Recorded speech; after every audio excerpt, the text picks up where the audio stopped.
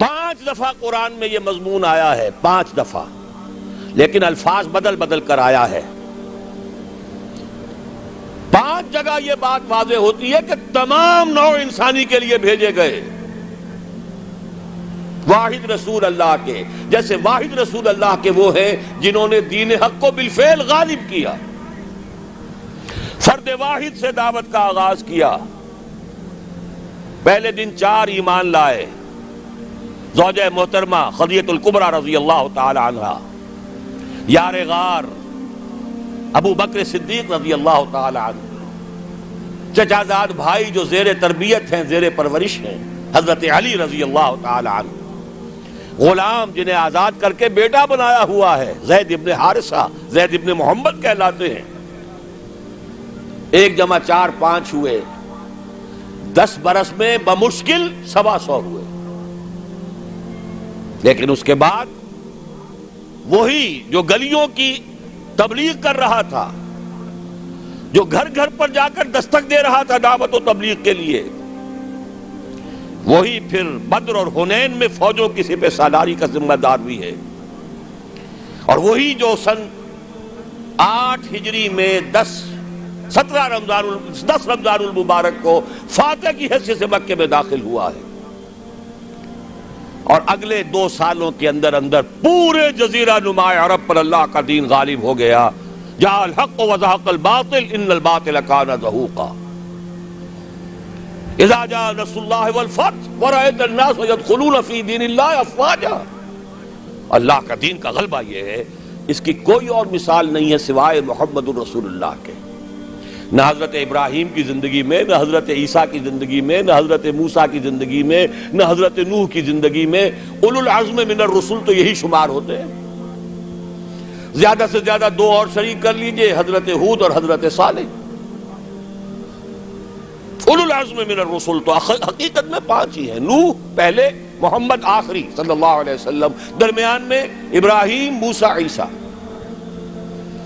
یہی وجہ دیکھیے سورہ شورا کی آیت میں پہلے حضور، حضرت نوح، پھر حضور، اور پھر درمیان کے 3۔ شرع لکم من الدین ما وصی بہ نوحا اول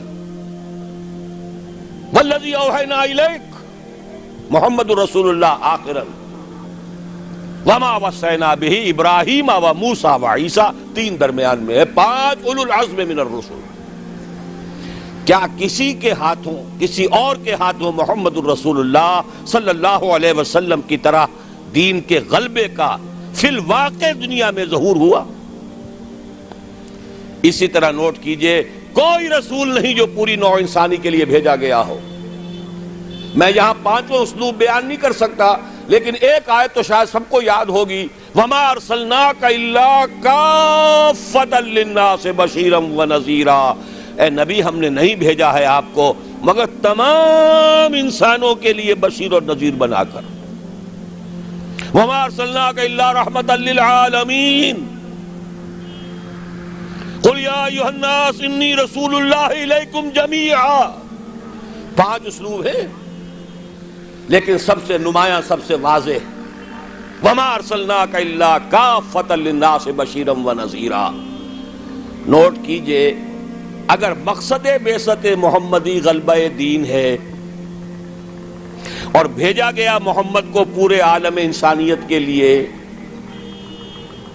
ان دونوں کا منطقی نتیجہ کیا نکلے گا؟ کیسے ممکن ہے کہ حضور کا مقصد بعثت پایہ تکمیل کو نہ پہنچے اور قیامت آ جائے، دنیا ختم ہو جائے؟ ناممکن۔ دنیا کے خاتمے سے پہلے وہ وقت آ کر رہے گا جب کل کرۂ ارضی پر اللہ کا دین اسی طرح غالب ہو جائے جیسے کہ محمد عربی صلی اللہ علیہ وسلم کے دست مبارک سے جزیرہ نما عرب میں غالب ہوا۔ اگر نہیں ہوتا تو تکمیل نہیں ہوئی۔ یہی بات کہی ہے اقبال نے، وقت فرصت ہے کہاں، کام ابھی باقی ہے، نور توحید کا اتمام ابھی باقی ہے۔ جزیرہ نما عرب تو جگمگا اٹھا نور توحید سے، جیسا کہ بعد میں عرض کروں گا۔ پھر اصحاب ثلاثہ، خلفائے ثلاثہ کے عہد خلافت میں کہاں سے کہاں کا علاقہ جو ہے وہ منور ہو گیا، بقعہ نور بن گیا توحید سے، لیکن پوری دنیا تو نہیں ہوئی نا۔ ابھی تو چین بھی تھا، ہندوستان بھی تھا، ابھی تو پورا یورپ بھی تھا، پورا افریقہ بھی تھا، سوائے شمالی افریقہ کے اور کہاں دین پہنچا تھا؟ جب تک کہ کل روئے ارضی پر اللہ کا دین غالب نہیں ہوتا، حضور کا مقصد بعثت نامکمل ہے، وقت فرصت ہے کہاں، کام ابھی باقی ہے، نور توحید کا اتمام ابھی باقی۔ البتہ اتمام کے دو مفہوم سمجھ لیجئے، ایک ہے کسی شے کا کسی ایک بلندی تک پہنچ جانا، ایک ہے کتنی اس کی وسعت کتنی ہے۔ اتمام دین اور دین کا غلبہ جزیرہ نما عرب میں تو کامل ہو گیا، اس میں کوئی شک نہیں، لیکن کل روئے ارضی پر نہیں ہوا، توسیع ہونی ہے۔ ایک اعتبار سے اتمام ہو گیا، ایک اعتبار سے دین غالب ہو گیا، لیکن یہ کہ در حقیقت چونکہ بعثت محمدی صلی اللہ علیہ وسلم تمام عالم انسانیت کے لیے ہے، اس لیے جب تک پورے عالم انسانی پر اللہ کا دین غالب نہ ہو، ہنوز مقصد بعثت محمدی شرمندہ تکمیل ہے۔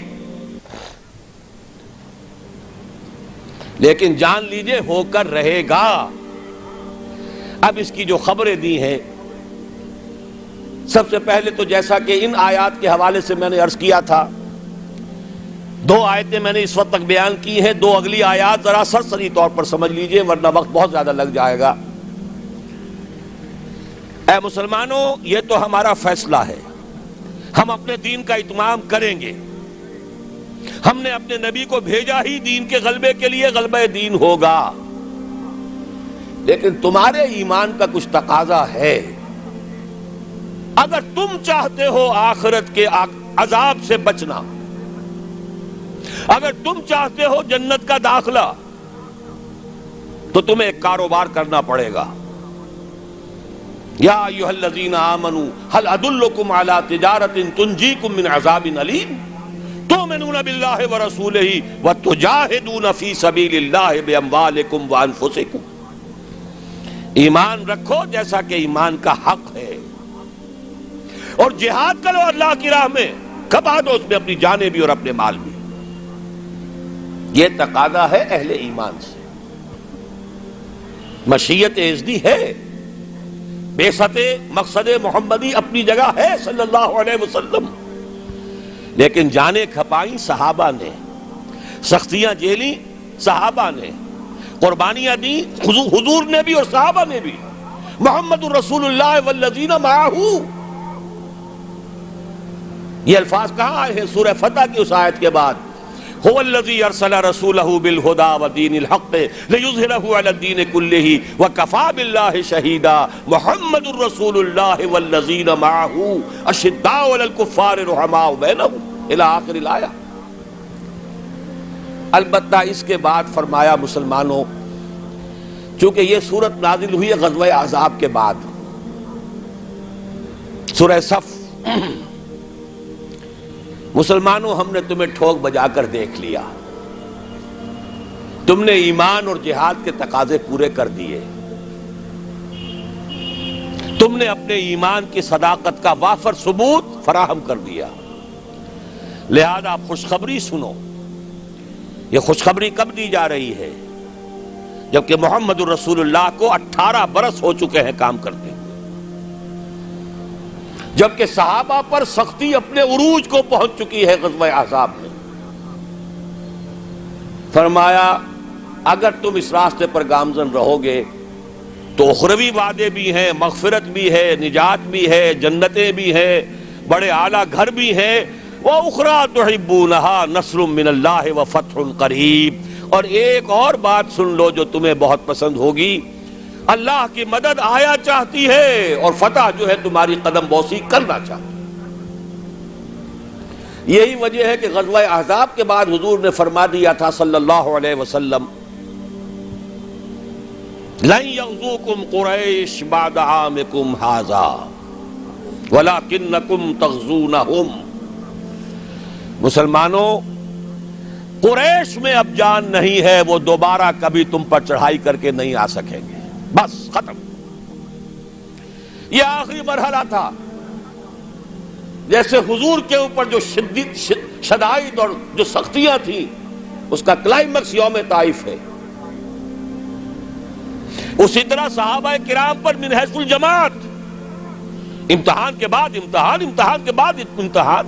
وَلَنَبْلُوَنَّكُمْ بِشَيْءٍ مِّنَ الْخَوْفِ وَالْجُوعِ وَنَقْصٍ مِّنَ الْأَمْوَالِ وَالْأَنفُسِ وَالثَّمَرَاتِ. لیکن یہ فینومینا پہنچ چکے اپنے نقطہ عروج کو غزوہ احزاب میں. کئی دن کے فاقے بھوک کا یہ عالم، 12,000 کا لشکر، چھوٹی سی بستی، جیسے صحرا میں چراغ روشن ہو اور آندھیاں آ رہی ہوں بجھانے کے لیے. امتحان انتہائی شدید. ثابت قدم ہے محمد الرسول اللہ والذین معہ اخری تحبونها نصر من اللہ وفتح قریب وبشر المؤمنین. اے نبی، اہل ایمان کو بشارت دے دیجئے، تمہاری سختیوں کا دور اب ختم ہوگا، اب فتح تمہارے قدم چومے گی. یہی بشر المؤمنین پر عمل کر کے حضور نے فرمایا لن تغزوکم قریش بعد عامکم ھذا. مسلمانوں، اب قریش تم پر چڑھائی کر کے نہیں آ سکتے. وَلَكِنَّكُمْ تَغْزُونَهُمْ، بلکہ اب تمہاری طرف سے انیشیٹو ہوگا، اب تم چڑھائی کرو گے. اب یہی مضمون ہے جو سورہ نور کی اس آیت میں ہے. قاری صاحب سے بھی آپ نے سن لی، چونکہ سورہ نور بھی غزوہ احزاب کے بعد نازل ہوئی ہے. سن 5 ہجری میں غزوہ احزاب، سن 5 ہجری میں سورہ احزاب کا نزول، سن 5 کے آخر میں یا 6 کے شروع میں سورہ نور کا نزول ہے. وعد اللہ الذین آمنوا منکم وعملوا الصالحات. یہ وہی جو ایک آیت چھوٹی آئی ہے سورہ صف میں، اسی کی وضاحت ہے. وَأُخْرَىٰ تُحِبُّونَهَا نَصْرٌ مِّنَ اللَّهِ وَفَتْحٌ قَرِيبٌ. اسی کی وضاحت ہو رہی ہے. ایک بات کو 3 اسلوبوں میں بیان کیا جا رہا ہے، دل جوئی کے لیے، تشفی کے لیے، اطمینان دلانے کے لیے. وعد اللہ الذین آمنوا منکم وعملوا الصالحات. اللہ کا وعدہ ہے پختہ مسلمانوں، تم میں سے جنہوں نے ایمان اور عمل صالح کا حق ادا کر دیا. اور یہیں سے یہ بات سمجھ لیجئے کہ عمل صالح کا سب سے بڑا اطلاق جہاد فی سبیل اللہ پر ہے، نوافل پر نہیں ہے. سورہ صف میں کیا فرمایا؟ اگر چاہتے ہو جہنم سے چھٹکارا تؤمنون باللہ ورسولہ وتجاہدون فی سبیل اللہ باموالکم وانفسکم. اسی کی وضاحت کر رہی ہے یہ آیت نمبر 55 سورہ نور کی.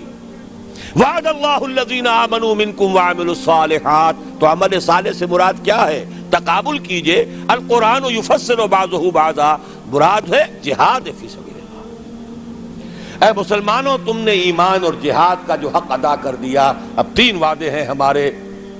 لَيَسْتَخْلِفَنَّهُمْ فِي الْأَرْضِ كَمَا اسْتَخْلَفَ الَّذِينَ مِنْ قَبْلِهِمْ. لازماً انہیں خلافت عطا کریں گے زمین میں جیسے کہ ان سے پہلوں کو خلافت عطا کی تھی. یا داؤد انا جعلناک خلیفۃ فی الارض. کبھی اگر داؤد اور سلیمان کی حکومتیں ہو سکتی تھی تو محمد الرسول اللہ کی امت کی حکومت کیوں نہیں ہو سکتی؟ لَيَسْتَخْلِفَنَّهُمْ فِي الْأَرْضِ كَمَا اسْتَخْلَفَ الَّذِينَ مِنْ قَبْلِهِمْ وَلَيُمَكِّنَنَّ لَهُمْ دِينَهُمُ الَّذِي ارْتَضَىٰ لَهُمْ. اور جو دین کہ اللہ نے تمہارے لیے پسند کر لیا ہے، اب اس کو تمکن عطا کرے گا، غلبہ عطا کرے گا. یہ دین غالب رہنے کے لیے آیا ہے، مغلوب رہنے کے لیے نہیں. الحق یعلو ولا یعلی علیہ.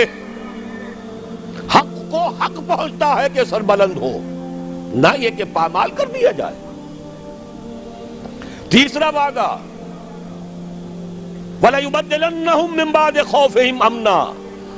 اب تک تو تم پر خوف کی کیفیت طاری تھی، پھر نہ قریش چڑھ کے آ جائیں، غطفان نہ آ جائیں. حدیثوں میں، سیرت میں آپ نے پڑھا ہوگا، رات رات بھر پہرے رہتے تھے. ذرا شور ہوتا تھا منافقین جو ہے لے اٹھتے تھے، پھر حملہ ہو رہا ہے بھائی، پھر حملہ ہو رہا ہے. ہر وقت ایک خوف کی کیفیت. لیکن اے مسلمانوں اب وہ خوف کی حالت بدل جائے گا, تمہیں امن حاصل ہو جائے گا. چیزیں تین بیان کی ایک ہی ہے. جب تمہیں حکومت مل جائے گی, تمہارا دین خود بخود غالب ہو گیا, یا جب اللہ کا دین غالب ہوگا حکومت خود بخود تمہارے ہاتھ میں ہوگی, اور پھر اب ڈر کس کا؟ اب چین ہوگا, سکون ہوگا, اطمینان ہوگا, امن ہوگا. یعبدوننی, اور پھر وہ میری بندگی کریں گے جیسے کہ بندگی کا حق ہے. هي الحلقات تحفظني بآيات من القرآن, هي الحلقات تملأني بحب المصطفى العدنان.